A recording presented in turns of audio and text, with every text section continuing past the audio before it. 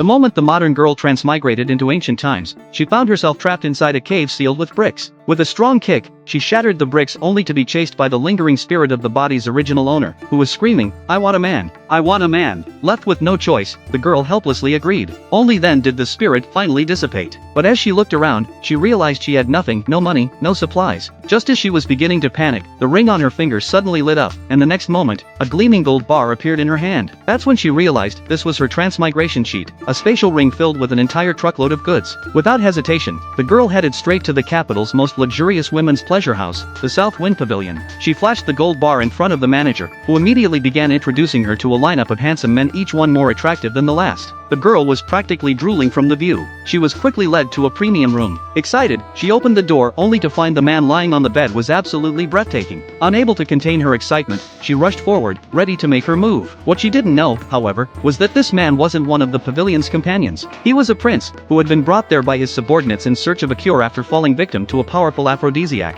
Unfortunately, his aide had accidentally mistaken the room number, leading the girl right into the wrong room. Affected by the seductive incense, the prince was too weak to resist the girl's advances. Despite his struggle, she ended up having an intimate encounter with him. Before leaving, she even left behind a gold token. When the prince regained consciousness, he was furious and ordered his men to find the mysterious woman. Meanwhile, the girl, now on the run, encountered a group of bandits. But after talking to them, she learned they had been forced into a life of crime because of a widespread plague. Just then, a village woman came begging for help. Her mother was infected, and the villagers wanted to burn her alive to stop the spread. Having studied medicine in her previous life, the girl decided to return with the woman. She quickly cured the entire village and was soon hailed as their savior, crowned the Mountain Queen. While thriving in her mountain stronghold, she built schools and developed the local economy. The villagers adored her, and she lived a happy life. But suddenly, she started feeling unwell. After checking her pulse, she was shocked to discover she was pregnant. Time passed, and on the day of her delivery, the whole mountain prepared to assist. But to everyone's surprise, not one, not two, but 5 children were born.